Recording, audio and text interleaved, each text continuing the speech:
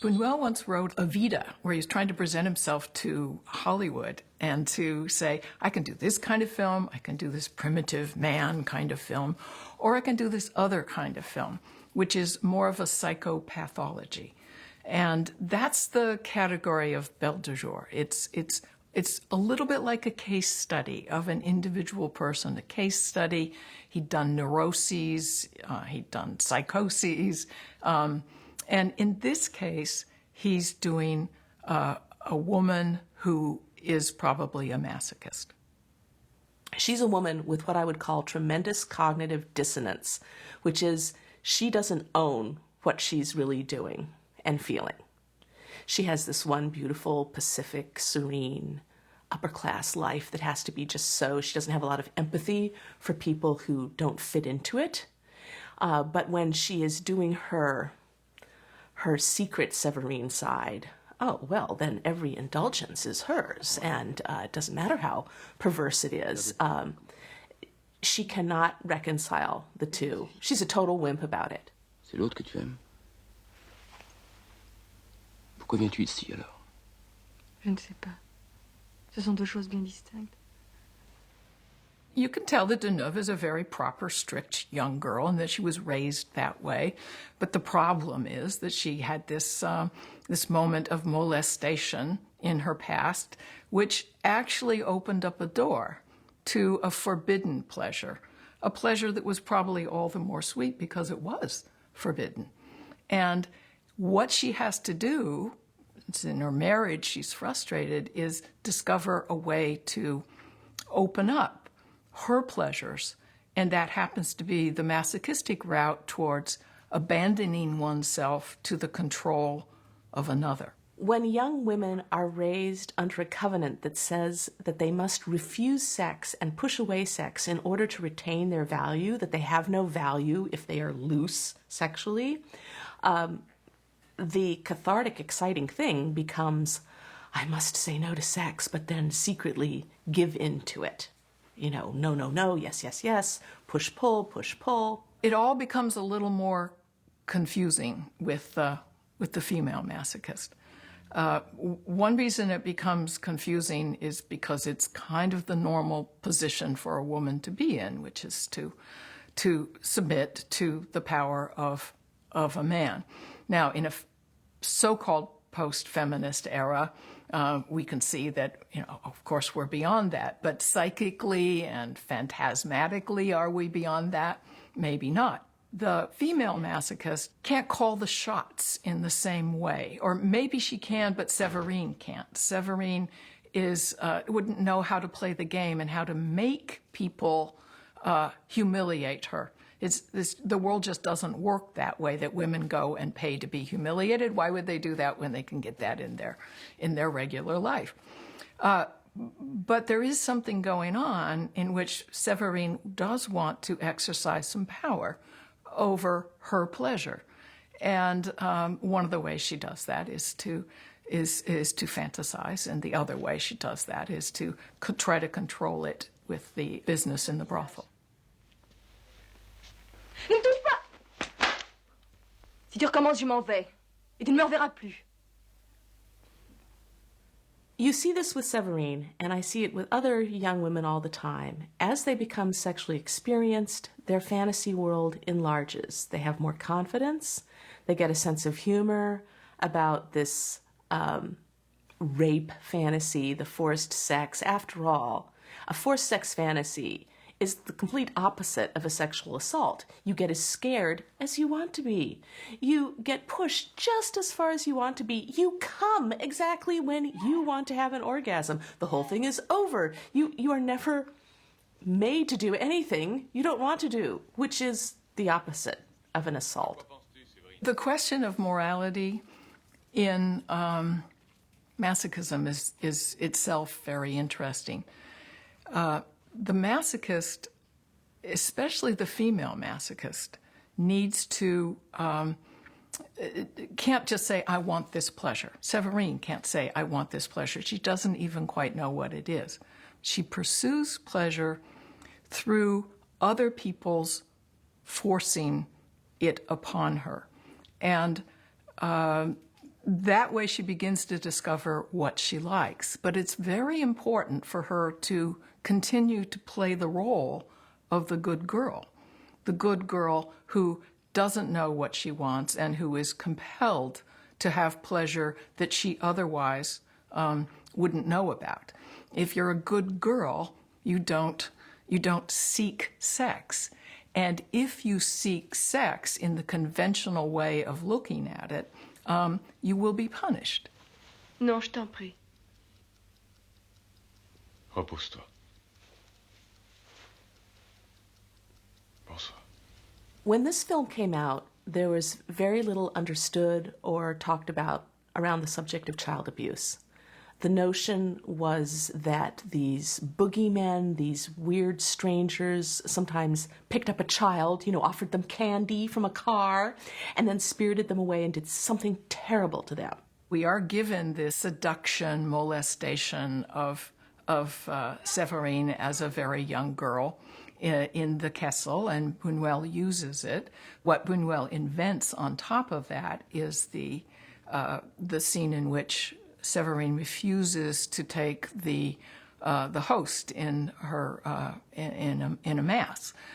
So at that point, she clearly thinks of herself as somebody who has been sullied and who does not deserve to take the body of Christ into her own. And so that's part of her separation of good and bad. I think that's both a contemporary and also a genuinely honest way of understanding how she comes to be who she is, this tremendous disconnect from reality that she has, where she can't bring things together as a whole, because when you're a kid and you're being abused, you're then supposed to pretend like it didn't happen. Molestation is there as, I think, a cause, some kind of primal cause in her being that seems to want to repeat. It's a repetition compulsion. She has to go to the brothel. She goes, in a sense, under her own power. She's drawn to the brothel as the place where she knows, it's a dirty place, she will find some kind of encounter with that earlier memory. As soon as she's in that space, first thing she does is let her hair down. Literally let her hair down. And then Monsieur Adolphe gives her what she basically was seeking. And even before that, Anaïs understands that is what she's seeking and says, oh, well, you need la baguette. You need a firm hand. And Adolphe understands the same thing. Là. Voilà. C'est mieux ça. Alors, c'est la manière forte qu'il te faut? Who's the masochist in the film? Oh, it's the beautiful blonde, of course. The director himself may be the one who's the real masochist, but who's the figure who's going to portray the masochist? The woman. Who is the cuckold? The husband who looks like a Ken doll. Everybody is a certain kind of type. And as erotic films got bolder and more outrageous and more politically defiant as the years went by, when we started to see self-titled feminist erotic movies, you started to see these things broken.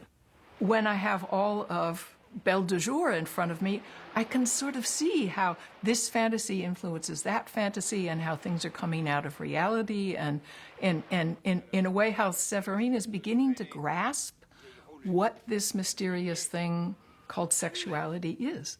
No one's ever going to accuse Buñuel of being a feminist. No one's ever going to say, ah, yes, the great feminist film Belle de Jour. And yet it is a movie of great interest to feminists who study imagery and sexuality. It always has been and always will, because you have a female protagonist whose sexuality is at the center of the movie. And in fact, she gets to live out all kinds of outrageous behavior. She breaks every rule that she's been brought up with, and at the end, she doesn't get punished for it. That's really the best part of all. She seems to have gotten away with murder, only in the case of a woman's life, she has gotten away with sexual pleasure, which is, that's like murder, isn't it? There's some people who think it's just as bad.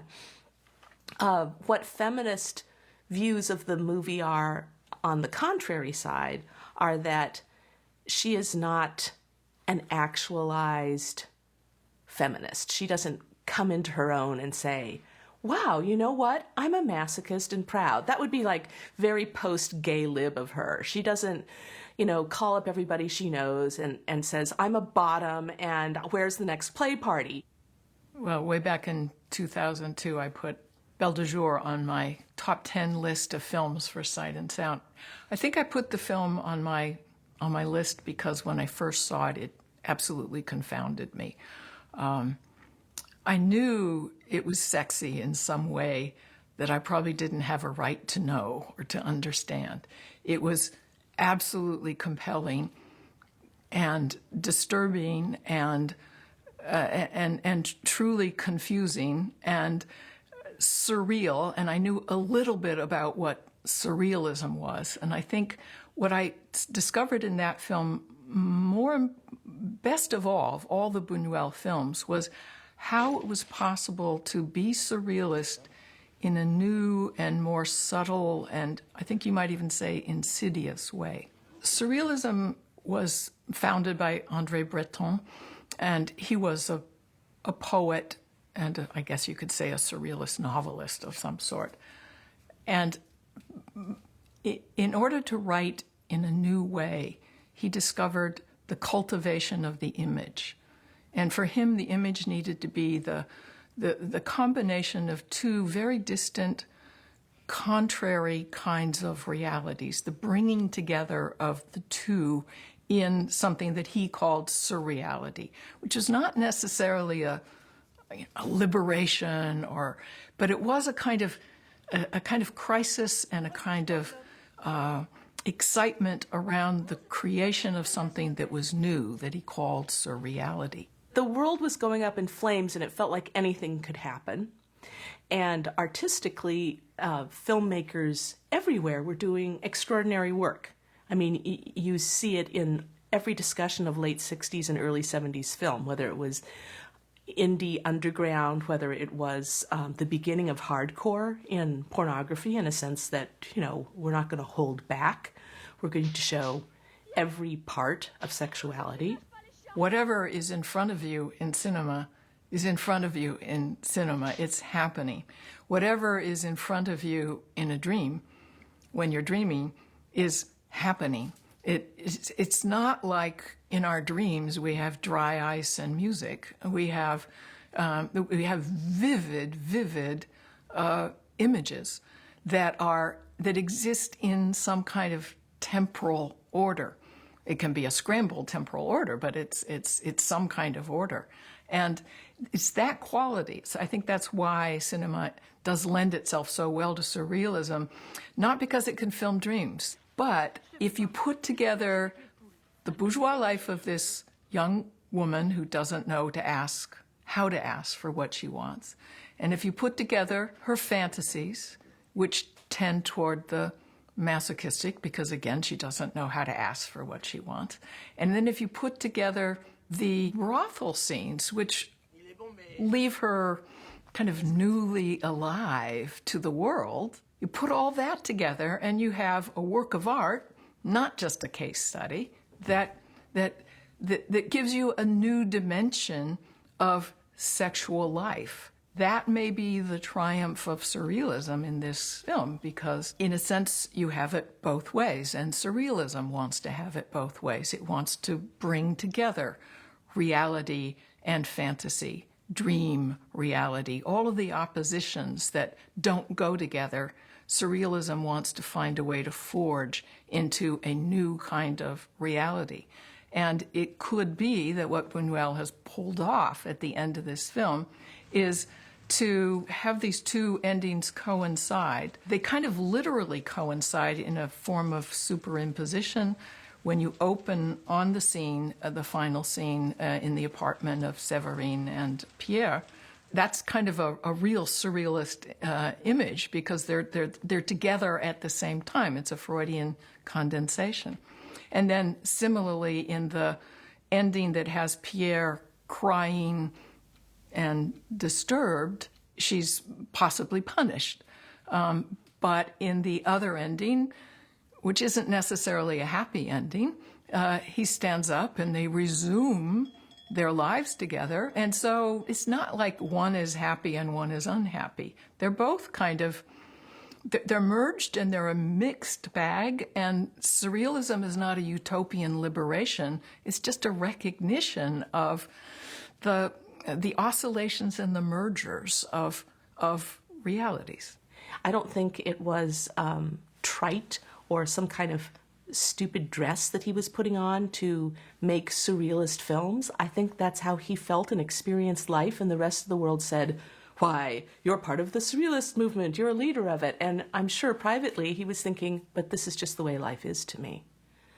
And all these critics who want to know, but what was the ending, and what did that mean? And, trying to find a literal narrative answer to every mystery in my movie. How can they be so foolish? They're kidding themselves to think that life is so compartmentalized. I'm not going to give you a moral. I refuse. I refuse to give you your moral. Now what are you going to do?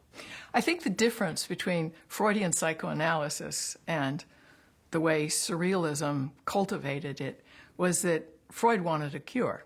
The surrealists didn't want any cure. They wanted to exploit this possibility of the unconscious, which was capable of such subversion once you began to see the way it worked, this insidious way that it could link things up. And Freud wanted to understand what your latent desires were.